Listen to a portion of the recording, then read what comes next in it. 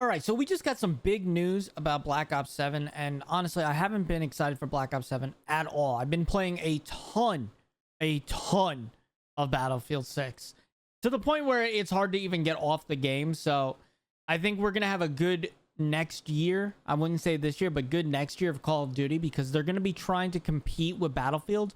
Although I've heard they're already making changes to Black Ops 7 because of Battlefield 6. So we'll see as that comes, and I'll update you. But big update because apparently DMZ is returning, and it might not be called DMZ. It might be its own thing, but it's looking like a DMZ 2.0. I'm going to read off some things from this article real quick. Insider Gaming's new post that they put up. I'm going to be quoting it as I go through and show you guys some DMZ gameplay. If you haven't played it before, it was a lot of fun when it did come out.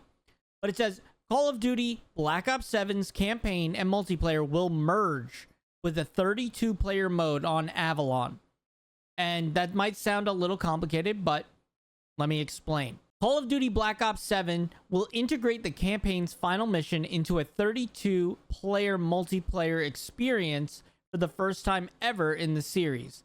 According to sources who wish to remain anonymous, as they couldn't talk about the game's plans, Black Ops 7's hotly rumored Avalon map, which initially was planned as a Battle Royale map, will be the 12th and final mission in the Black Ops 7 campaign.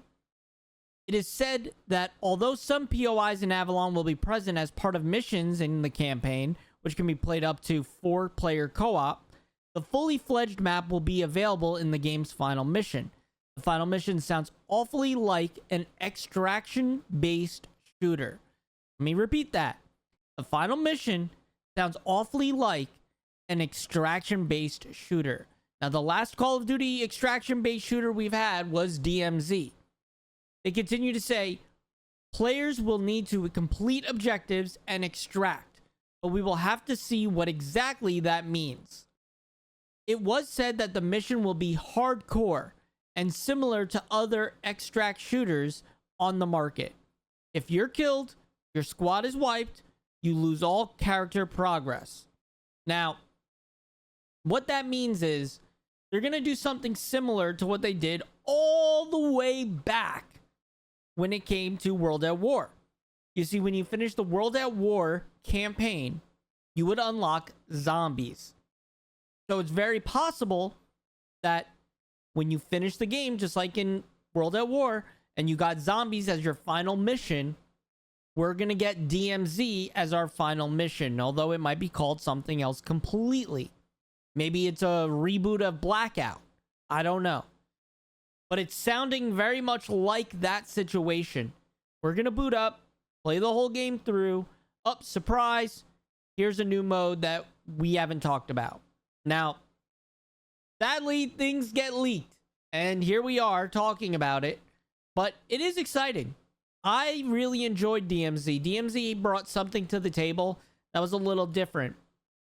I also spend a lot of time working for a creator who does exclusively DMZ content, and the mode is still alive and well. Yeah, there's a lot of hackers and glitches in there because it's not maintained, it's not high maintenance, but I played it a ton, and I actually unlocked one of the exclusive skins in the first season. If you played DMZ a ton and completed all of the missions, you would get this one skin for the Rose skin, I believe it was. So it was very cool to do.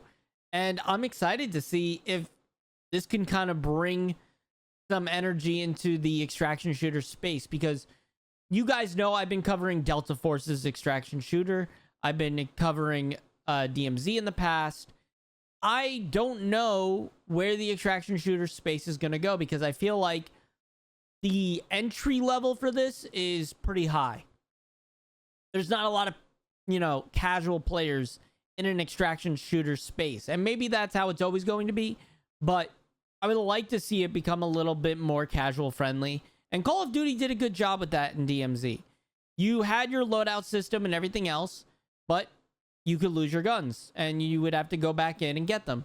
And they introduced different types of backpacks and, different types of vests. And although those played horribly in Warzone, they played pretty well in DMZ. So time will tell. I think this is a big positive for us overall. And the real question is will PvP be a priority in this? Because I personally was a big PvPer. I didn't care for doing the missions as much as I did the PvP. Yes, at first I did. I did a ton of the missions. And the missions felt lackluster. They didn't have a lot of, you know, complicated steps. They didn't have this extreme thing you had to do. A lot of times, DMZ fell short in those categories. So when you finished the missions, you were pretty bored. There was a lot of rinse and repeat things in the missions. So I would love to see them really push the envelope with this and have multi-step missions along with the PvP being good, having proximity chat, so on and so forth. But like I said, Black Ops 7's hype right now isn't doing too well. Most people are comparing it to Battlefield right now, which they should be, because Battlefield's going to be coming out with a Battle Royale, and Warzone has not been in a great state. Also, it's been rumored that Black Ops 6 was a filler game that borrowed assets from Black Ops 7 in order to fill the gap because they needed to put something out and Black Ops 7 wasn't ready. So they rushed a campaign out and took a bunch of assets and said, okay, this is Black Ops 6, which does make sense. And they kind of put this together by using the website creation of the guild website versus the other website about the truth lies and comparing the dates on that. And you could see the guild website, which is Black Ops 7's fake company that they're, you know, pushing right now in advertising, was created before the truth lies. So take that as you will, but it does make sense to me that Black Ops 7 might be in a more polished state than Black Ops 6 was. Also, it didn't feel like they innovated enough on Black Ops 6. Yeah, we got Omni movement, but it didn't feel right. It felt pretty lackluster. But let me know what you guys think down in the comments section below.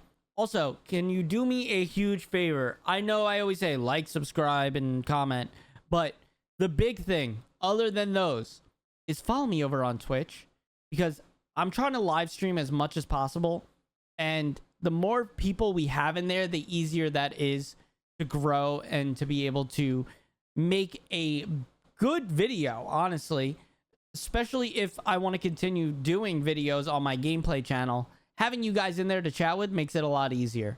So if you can open the stream and tab it, awesome. If you want to come and chat with me and ask me questions, awesome.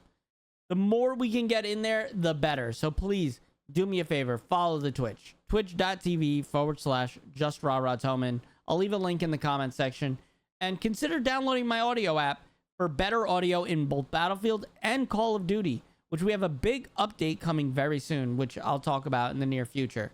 But that's everything I've got for you today. Do me that favor, like, subscribe, comment, follow the Twitch, and I'll see you guys in the next video.